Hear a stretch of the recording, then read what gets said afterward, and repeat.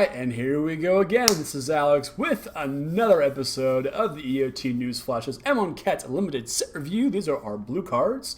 If you haven't already, go back and watch the white cards, or listen to the white cards, depending on what your preference of media consumption is. You're either watching this on YouTube or on MTG Cast, so either way's good with me. I appreciate it regardless. If you've not seen one of our set reviews before, we are operating on a 4-point scale. 1 is the cards that you will never play because they're utter crap. 2 are the cards that will make your deck, some of the times, most of the time technically, they're filler, decent creatures, decent spells, good, but not great. 3 are your premium creatures and spells, typically your bomb removal and bomb uncommons, and the 4s are the cards that you just knock the table over and go and say, ha! Come at me, bro. Cash me outside.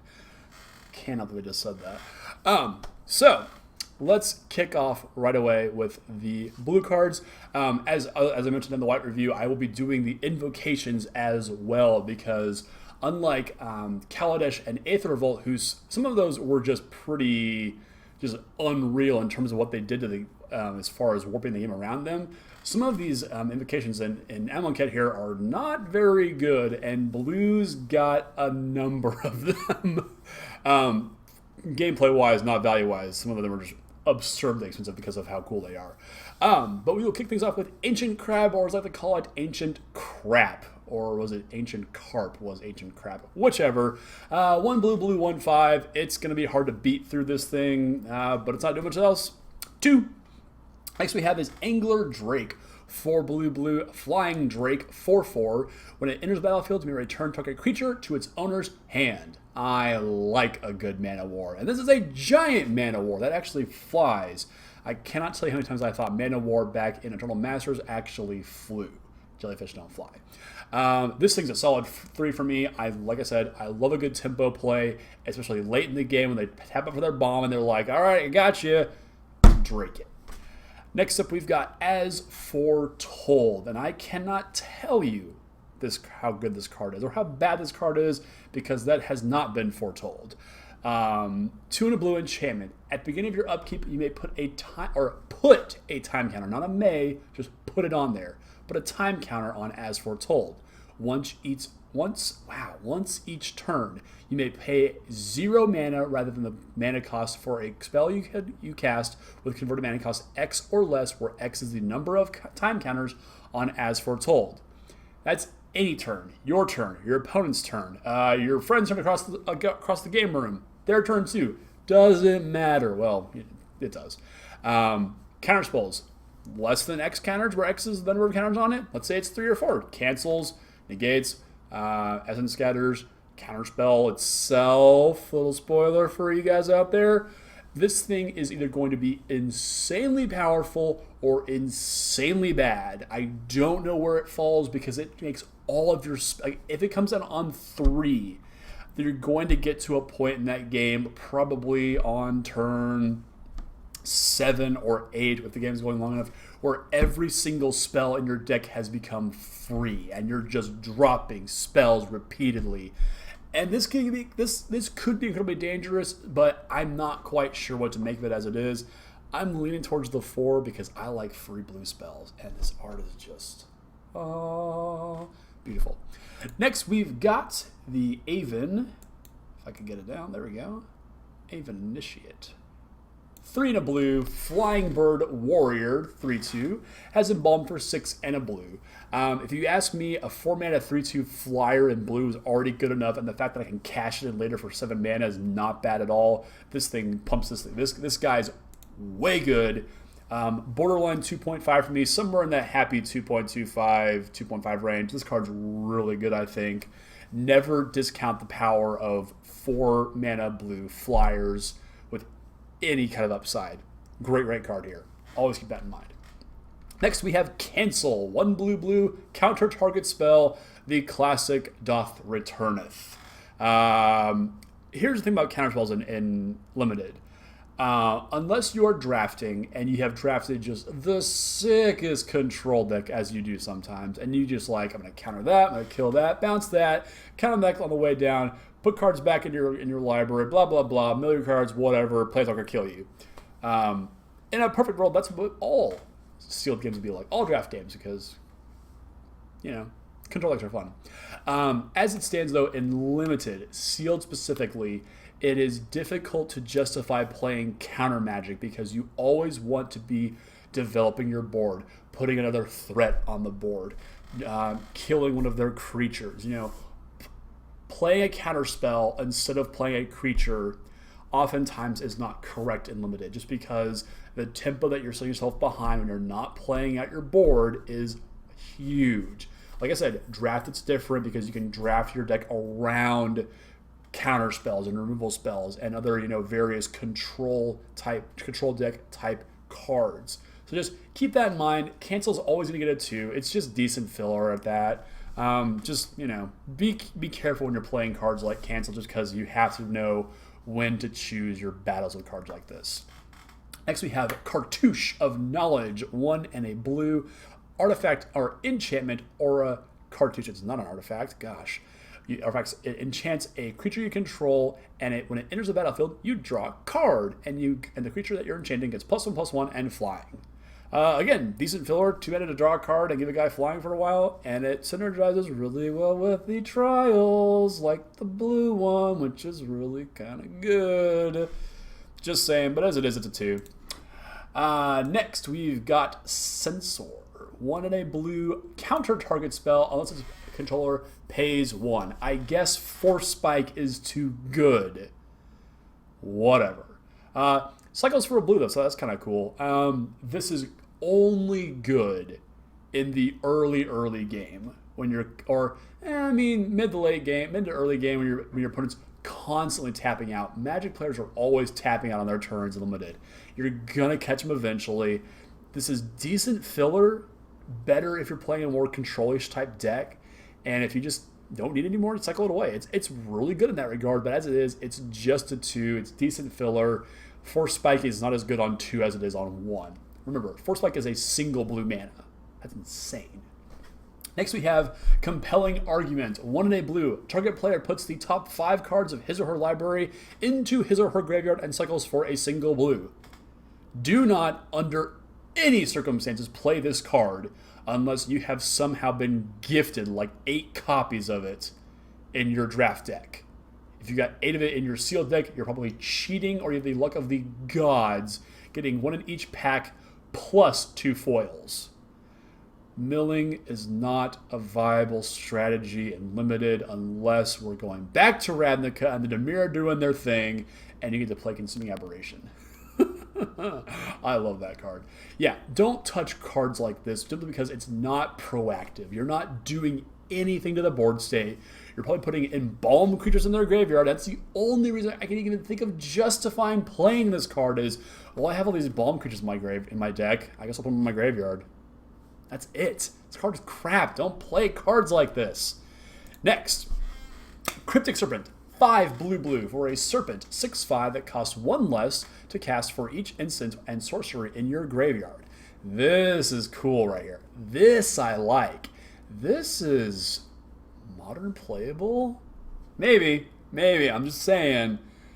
I'd rather be able to, not have to delve my whole graveyard for a turn 2 Tasigur when I can jam this thing on turn 2 possibly. I'm just saying.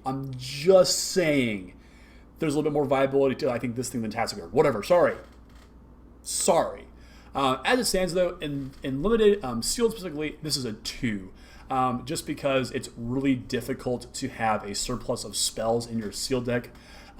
It's difficult to build a control deck in sealed. That's the plain and simple of it. Now in draft, this thing's stock goes way up. We're talking almost to the 3 range, I want to say, because you are able to build your deck around lots of cheap instants and sorceries and get this thing's casting cost way down there. If this thing comes down for 4 or 3, at minimum 4, I'd say you're getting a great rate. Less than that, you are rocking and rolling. I really like Cryptic Serpent. Again, maybe modern playable. I don't know. Next, we've got Curator of Mysteries, our first Sphinx. 2 blue creature Sphinx, 4/4 flyer. When you cycle or discard another card, scry 1. That's already great. Who doesn't love scrying? And it cycles itself. Awesome. This is a 4/4 flyer with massive upside. It could not be anything less than a 4. Moving on. Decision Paralysis. This is our classic tap some stuff down card. It doesn't untap during your upkeep. 3 to blue, taps 2 of those creatures, and they don't untap during your opponent's next upkeep. Tempo spells like this are fine. Limited, they do stuff. Yeah, it's a 2.25 for me, though. Next, we have Drake Haven. You will not be getting calls on your cell phone from playing this card. 2 and a blue enchantment. Gosh. So many bad pop culture references right now. Whenever you cycle or discard a card, you may pay a single mana, colorless, generic, if you will. If you do, create a 2/2 blue Drake creature token with flying. This is either a 1 or a 3. If it's in your limited pool and you have no good cyclers, it's crap. If you're drafting or your limited pool has a ton of great cyclers and you have this in play, this card goes nuts. So play it with caution. The card's insane, though. Might really do something in constructive, though. I can't wait to see what this card can possibly do. Next, we have the return of one of my favorite counter spells of all time, Essence Scatter. 1 in a blue, counter target creature spell. That's it. What is Wizards pushing right now in Standard? Anybody? Audience at home? Creatures? Yes, creatures. Yes, creatures. They're pushing creatures right now. This card's great. 2.5 for me. This is one of those counter spells that you can confidently hold up for because it is only 2 mana as opposed to Cancel, which is a much more risk prohibitive 3 being double blue especially. But everybody plays creatures in limited. You're going to counter something eventually, and if it's a good, it's just good tempo. Holding up 2 mana is not a huge deal in a lot of cases. But again, be careful playing counter magic in limited. Just because you can doesn't mean you shouldn't. Maybe you should be developing your board instead. So play with caution. But still, Essence Scatter's back. Awesome.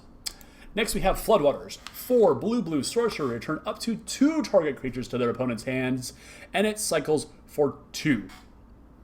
I love bounce effects in limited. I really do. 6 mana for 2, though, at sorcery speed? Come on, guys. Give me this at instant, and then we're talking. It cycles, that kind of saves, but as it is, this is just pure filler for me. This is a 2.25. There are better cards, like Gale Strike, for instance, just to its... YouTube and mirroring the video is hard, guys. Gale Strike is directly next to it. 2 in a blue. Return target tapped creature to its owner's hand and draw a card. They're attacking. Put it back in their hand. Draw a card. That's tempo right there, people. 2.5 for me. Nothing fancy about it. It is what it is. Next, we have Glyph Keeper, or as I like to call it, Kira's big sister, big brother. Do Sphinxes have, male, female? I don't know. 3 blue Sphinx, 5/3 flyer. When it becomes the target of a spell or ability for the first time each turn, counter that spell or ability. So if you try to Doomblade this thing, lightning bolts it, go for its throat, Ruinous Path it, Path to Exile, Swords to Plowshares, cards that will never see this thing ever in its life. You counter the first one. The next one goes through, though. Now you can embalm it for 5 blue. Again, that brings it back from the graveyard, so all of a sudden you have a zombie Sphinx. Man, that's cool when you think about that. That's insane. If you have the ability to blink this thing, though, I'm really kind of bummed and also relieved that they didn't put an Astral Slide effect in the set, because that card is insane. But anyway, if you can blink this thing in response to the second removal spell, it'll reset itself because it's a new copy of itself. It's a new thing of itself, if that makes sense. And it's able to do it over and again. And this card is insane. 4. I love big blue beaters like this that have really sweet utility and evasion to them. Excellent. Next up are the Heckma Sentinels. The Heckma are back. I still don't know who the Heckma are or who the Heckma they are. Ha ha ha. 2 in a blue, 2/3. Whenever you cycle or discard a card, it gets +1/+1 until the end of turn. I like cards like this because they make your opponent go, hold on a second, what are you doing over there swinging with that guy? Into my 5 power dude. And I'm like, nothing. Pitch 3 cards. Ha, gotcha. As it is, this is one of those build-around commons where you get rewarded for having a lot of cyclers and a lot of discard outlets in your deck. You will catch somebody with this. They will think, oh, I'm pretty safe, right? Nope, discard your hand or somehow. and catch them off guard like that. So I think cards like this are really, really cool. It's got a decent sized body. A 3-mana 2/3 is not bad at all. It's nothing to write home about, though, but it does have some solid upside, bringing this thing above pure filler. This almost hits the 2.5, but it is just a 2.5 for my taste, though. But I do like this card a lot. It is good filler. Next, we have Hieroglyphic Illumination. This art is also insane. 3 and a blue instant, draw 2 cards, cycling for 1 blue. There's a bit of a disconnect here. I really don't know what the cost, the mana to card ratio is going on here. You're telling me that I can pay a single blue and just draw a card automatically, or I can wait and pay 4 times that and just draw an extra card. So I honestly just want to say that as soon as you have the opportunity to cycle this thing away and just draw the card. What is the point of waiting? As it is, it's 2.25. It's better than an average filler.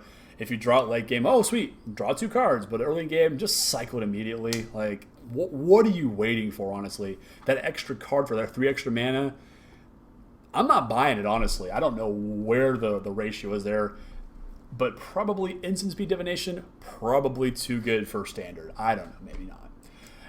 Next, we've got Illusionary Wrappings. 2 and a blue that enchants a creature. It's an aura, and it gives the enchanted creature a base power and toughness of 0/2. Not bad at all. Your opponent has a big thing in the way. I'm gonna make it block and kill it, solving a problem.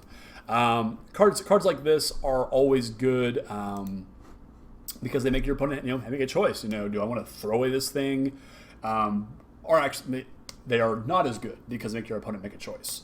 Lets them have a choice. They can bounce back to their hand, removing your spell. All different kinds of things can happen. This thing will not negate +1/+1 bonuses, or other static bonuses as well. If there's a Lord effect in play, for instance, that 0/2 is the base, and it will increase due to state-based effects and things like that. So play with this card carefully, but this is a great way to get a big threat out of the way in a lot of cases. So I like this card a lot. It also doesn't remove abilities, so things that have flying or first strike or vigilance, things like that, that will not remove those as well. It's just a power and toughness reducer. Next, we have Kefnet the Mindful. 2 and a blue 5/5, flying, indestructible, cannot attack or block unless you have 7 or more cards in your hand. You may pay 3 and a blue, draw a card, then you may return a land you control to its owner's hand. This is our blue god. Holy crap. I like Thassa, god of the sea. I like her a lot. I won a lot of tournaments with her. I qualified for my first Star City Games IQ. No, not IQ. That was What the IQs got you to the whatever the heck they were called. I won my first IQ because of Thassa. That's been many, many years ago, so it doesn't really count anymore. But whatever. This is obviously not Thassa. Scrying is pretty powerful here, but the ability to drop this thing early and just keep your hand full, especially late in the game, where it's just 4 mana, draw a card, I'll pick up a land too. That's +2 to my hand size. All of a sudden, this becomes a very real and very viable threat. And limited, this thing's going to go absolutely nuts, because eventually you get to the point where you're just drawing cards on your opponent's instep or on your main phase and just saying, well, I need another card in my hand. Whoa, great. Pick up this land and start beating for a 5. This is a 4 if there ever was one. This thing is pushed. I want to see this break into standard as some kind of control finisher. I hope it gets there. Awesome card. Kefnet's great. Next, we have Labyrinth Guardian. 1 and a blue, 2/3. Illusion Warrior, so of course it has the Illusion Clause on it. You target it with a spell, you sacrifice it. But it doesn't bump for 3 and a blue, so that's really, really cool. This is already a massive body for a 2-mana guy. It's a 2/3, holy cow. And just be able to reuse its ability, it's a blanket removal spell at some point, and get it back later in the game. Awesome, awesome card. 2.5 for me. I like this guy a whole lot. Next, we've got Lay Claim. 5 blue, enchant permanent. You control enchanted permanent, or you can cycle it for 2. What is with the hand in this art?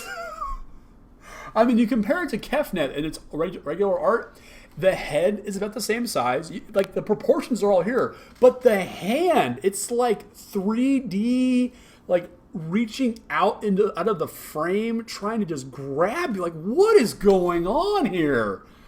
Good Lord. Its hands aren't even that big, I don't think. Like, even just like normal.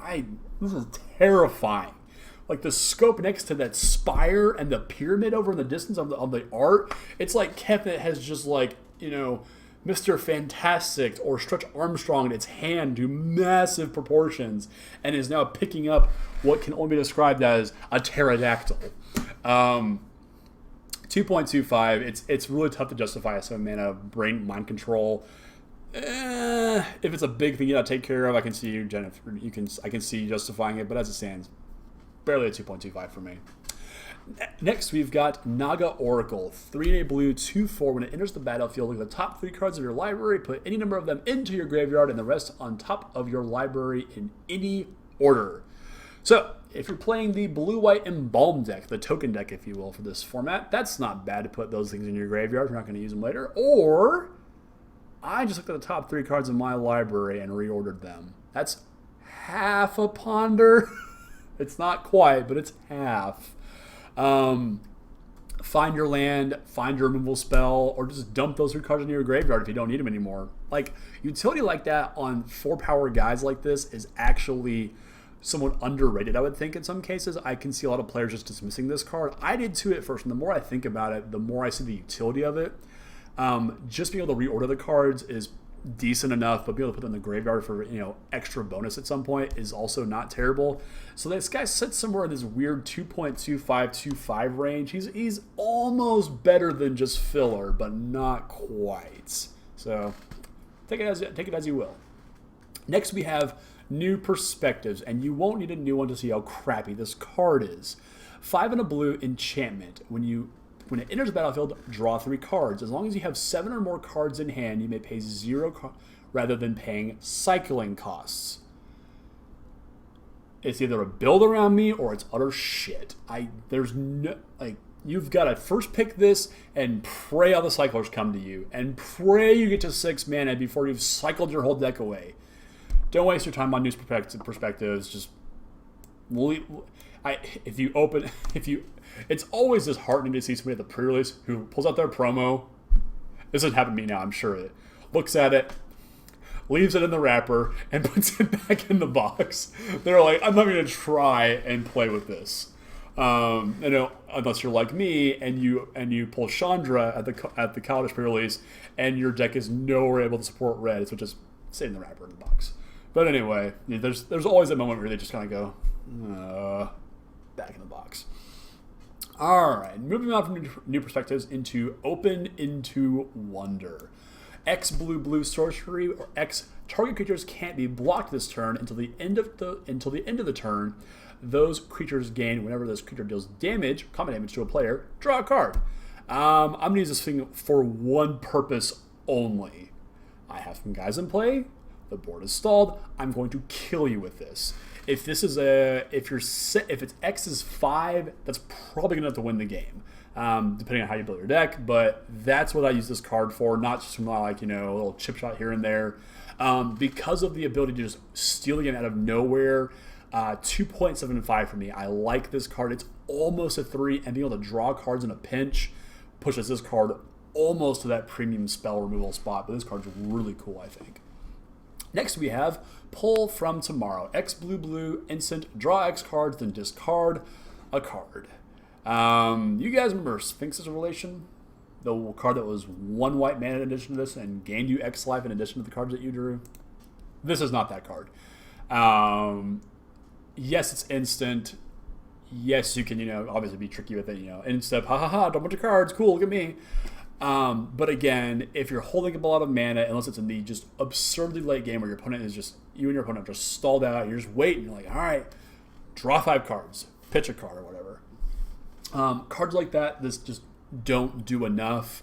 It is not filler though. Like, this is a powerful spell, and being able to draw a mass amount of cards in a game is very, very powerful. So it's a 2.5. It's not quite that premium spot for me, but it is pretty darn good. And take what I can get when it comes to standard card draw effects. Just take it.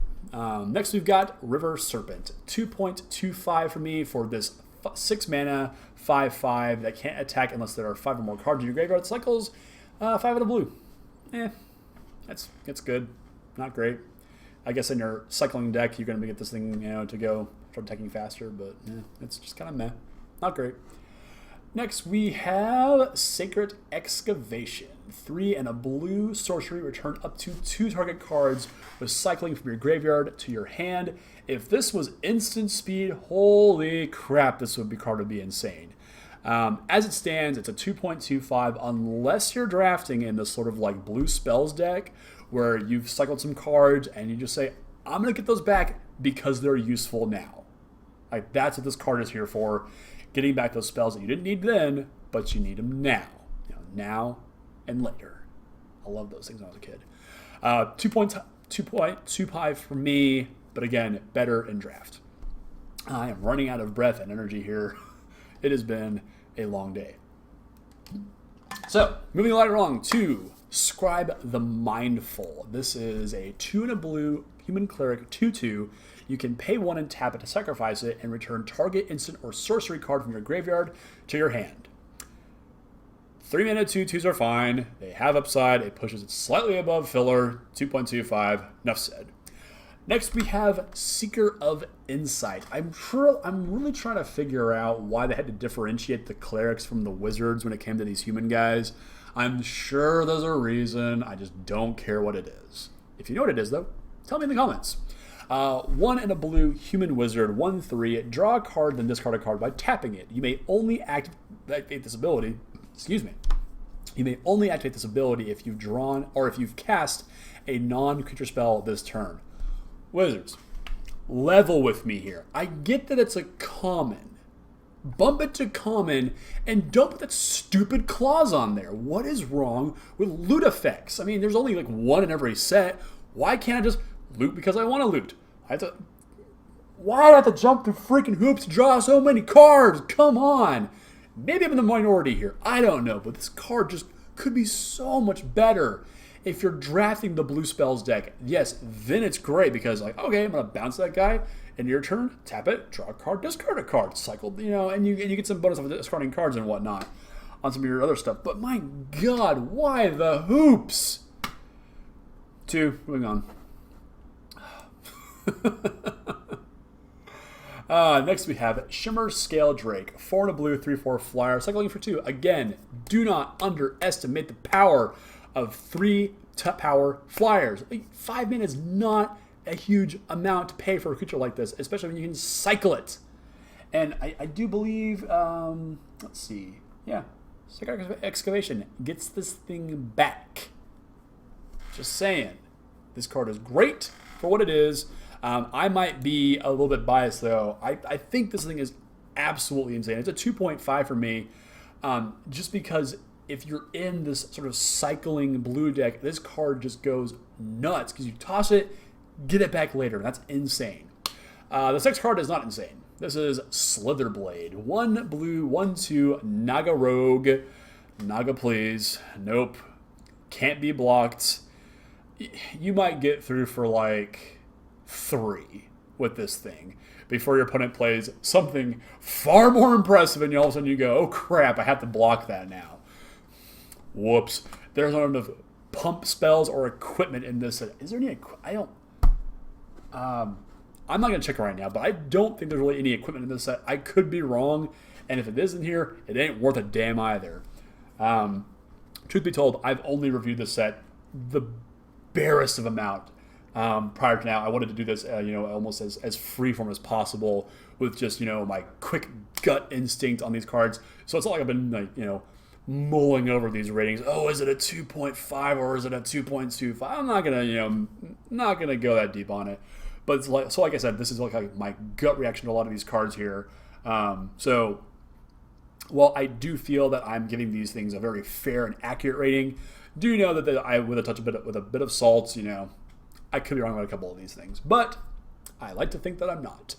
Next up, we have Takrop Skirmisher. This is a 1 and a blue Naga Warrior. This one's infinitely better than its stupid Blade Brother. Like, why would Be a warrior, not a rogue. I mean, you get 2 swords, not one little dinky dagger.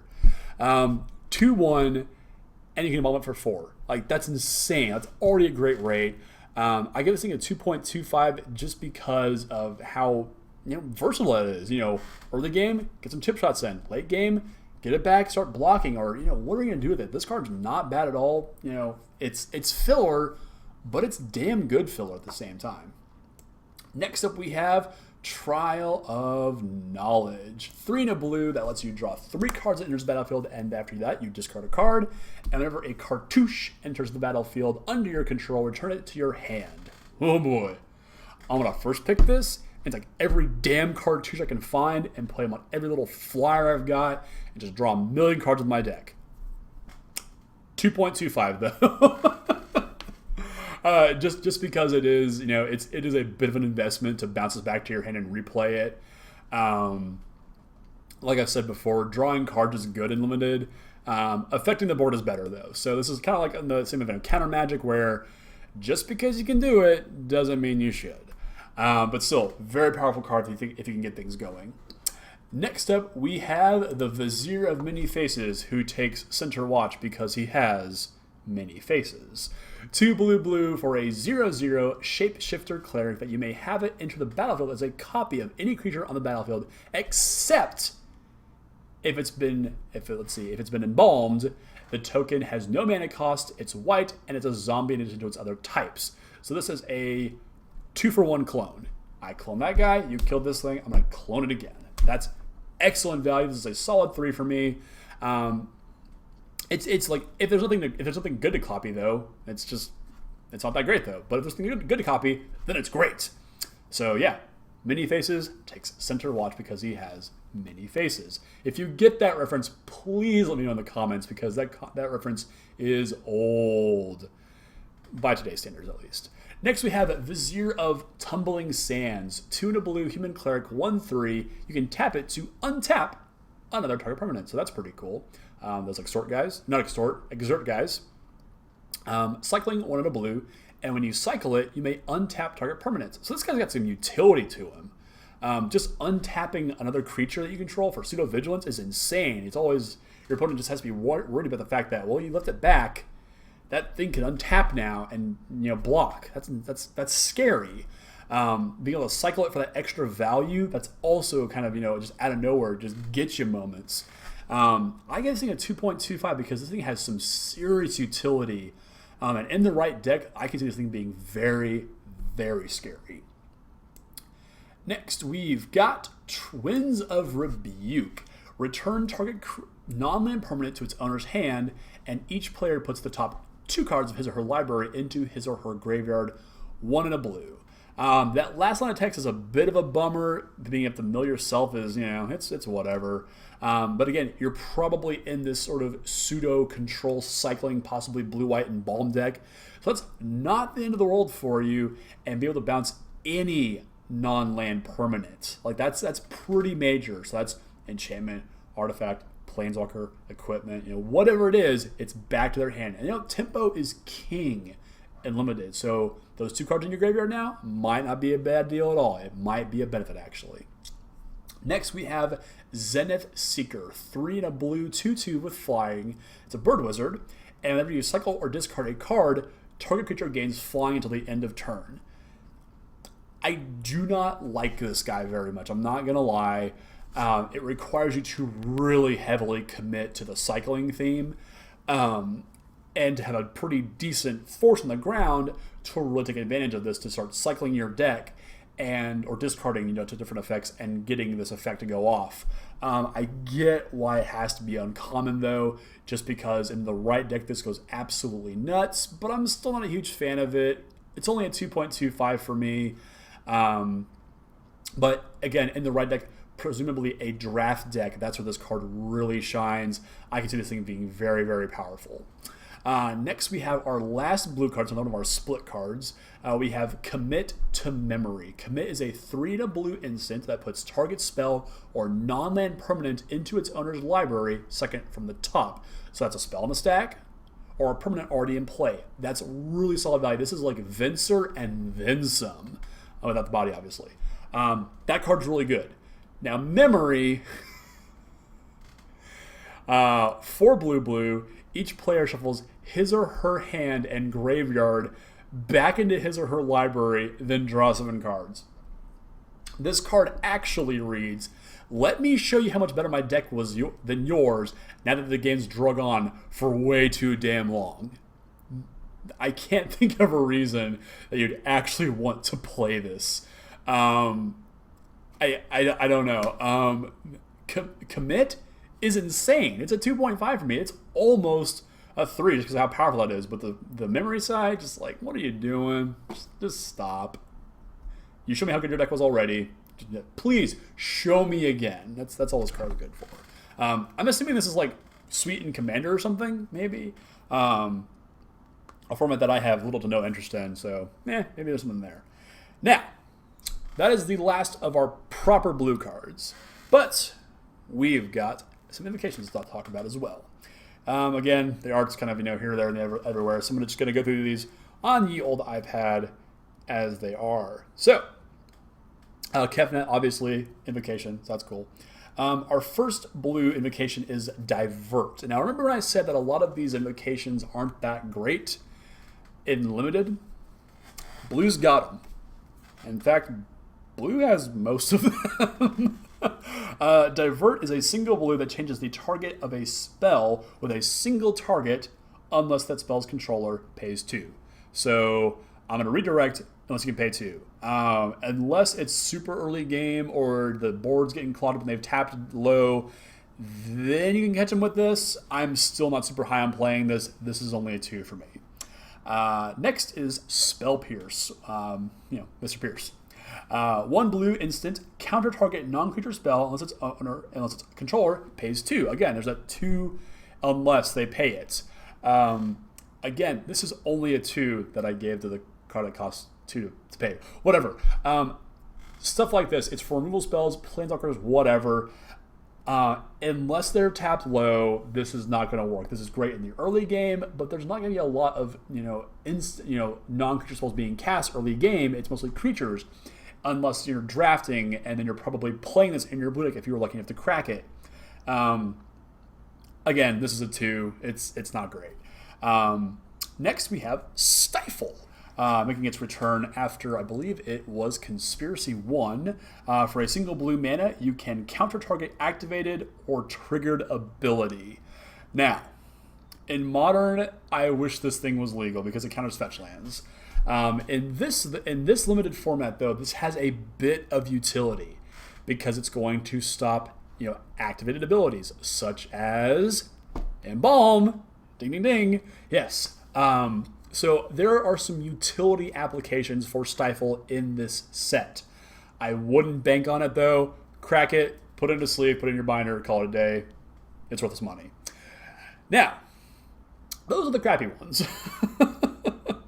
Because despite being blue being quite powerful, it gets some crappy ones when it comes to invocations here. Now, next up we have Daze, back from the Eternal Masters reprint. You couldn't play around it back then because you never know if they had or not. Again, here it's just, infinitely rare. 1 blue instant, you may return an island you control to its owner's hand rather than pay Daze's mana cost. Counter target spell unless its controller pays 1. So it's a 4 spike, but it can be free if they think you're out of mana, and they're like, I'm going to tap out, and you bounce an island. So it's got some utility again. But it's only a 2. It's just 4 spike. It's Censor is as good as it is. It's not great. So again, this is another one of those that if you open it, you're like, okay, cool. This is great for Legacy, and that's about it. Now, that being said, our next invocation of blue is quite different. Force of Will. 3 blue. Counter target spell. With the alternative casting cost of you may pay 1 life and exile a blue card from your hand rather than pay Force of Will's mana cost. Holy crap. It will take 1 time for your, impressionable young Magic opponent to go, you're tapped out, I'm going to play my bomb, and you go, no, you're not. Force of Will is sick. I give it a 4 because, it's Force of Will, obviously. Next. I just love what they did to blue in this set. Like they're either just the straight fire hotness slam dunk hole in one, or they're crap. Cryptic Command, one blue, probably one of the most powerful spells in Modern, and this is up there with Austere Command in terms of versatility because it has 4 modes of which you choose 2 when you cast it. Choose 2 of these. Counter target spell. Return target permanent to its owner's hand. Tap all creatures your opponent controls, or draw a card. Typically, this will just be counterspell, draw a card. That's most of the time what I use it for in Modern, at least. Also, got a 4x of that for that massively prohibitive mana cost. This is not a splashable spell. Your deck is blue, and probably nothing else. Next, we have Pact of Negation. 0 mana. That's kind of cool. Instant. Counter target spell. I'm intrigued. What's the catch, though? At the beginning of your next upkeep, pay 3 blue. If you don't, you lose the game. Well, that sucks. Yeah, this is, again, another free counter spell that they think they've got you. You fire this off, but on your upkeep, you better be able to pay it, otherwise you'll lose the game. There's a full cycle of these packs. Pact of the Titan, Summoner's Pact, Slaughter, Pact of the Titan, Summoner's Pact, there we go. Pact of Negation, and what is the white one? Crud. I think it redirects damage. Hold on. Now I'm curious. White Pact. That's why we do these things live, people. Come on, rock and roll. Let's see. White Pact. I'm legitimately... I have no idea what this card is now. Oh, yeah, there it is. Intervention Pact. Yeah. The next time a source of your choice would deal damage to you this turn, prevent that damage, you gain life equal to the damage prevented this way, and you pay 1 white or you lose on your upkeep. Yeah. Cards I didn't actually know existed because nobody plays them. Yeah, anyway, so that's Pact of Negation. Next we have Consecrated Sphinx. 4 blue, 4/6 flying Sphinx. Whenever an opponent draws a card, you may draw 2. It's a 4, right? It has to be a 4. Absolutely a 4. You can't beat that card. Either it dies or you lose. Also, we have Counterspell. Blue, counter target spell. This is a 4 for me just because it's Counterspell, and that's pretty freaking awesome as far as invocations go. Again, holding up counter magic in limited is not great when you can press the board, but 2 mana is not that bad, especially if you're in a heavy blue control deck. You've heard it before, I'll say it again. Our last invocation in blue is Counterbalance. 2 blue for an enchantment. Whenever an opponent casts a spell, you may reveal the top card of your library. If you do, counter that spell if it has the same converted mana cost as the revealed card. Now, in Legacy, that's a thing because you can do things with Sensei's Divining Top, which is probably ban-worthy at this point because Miracles is a thing. In Limited, it's a little bit harder to justify. I put it at 2.25 because it isn't just filler. Because when it really gets down to it, the bulk of your Limited deck are 2s and 3s and 4s, But 2s and 3s are your bread and butter, though.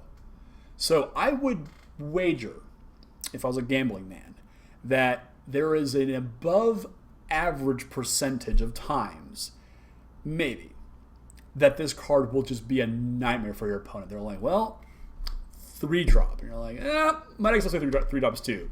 Countered it. Do not hold me to that, but there is a game that has been yet to be played out there, maybe it already has internally, where this wrecked somebody's day. That being said, I wouldn't recommend playing it in your limited deck unless you just feel really lucky, because there's not a whole lot of deck manipulation scry effects to really power this thing out. But it's still cool. So 2.25 for me. All right, that is the end of our blue cards for Amonkhet. Again, if you haven't already listened to or watched the white review, go and check that out over on MTG Cast or on here on YouTube. You'll find it in the playlist over on the sidebar. We'll have the full review up before the end of the week. I'm going to try and knock out 2 of these a day. Maybe the entire thing will be done tomorrow. I don't know. That being said, please leave your comments in the comment section below. I'm curious to hear about what your thoughts on Amonket are. Am I crazy about any of these cards? Did I get anything just absolutely wrong in your opinion? It's all opinion here, obviously. What's your favorite card in Amonkhet? Which one are you most excited to open? Are you ready to draft this set? What are your thoughts on the environment in general? Also, check us out over on Facebook, over at the EOT Newsflash, and on Twitter at EOT Newsflash. Send all of your love, hate, and respect to eotnewsflash@gmail.com. Check us out over on Twitch, twitch.tv/EOT Newsflash for some interesting things I've done there recently. And scene. Thanks for watching, guys, and we'll be back very, very soon with all of the black cards. Thanks for watching, guys.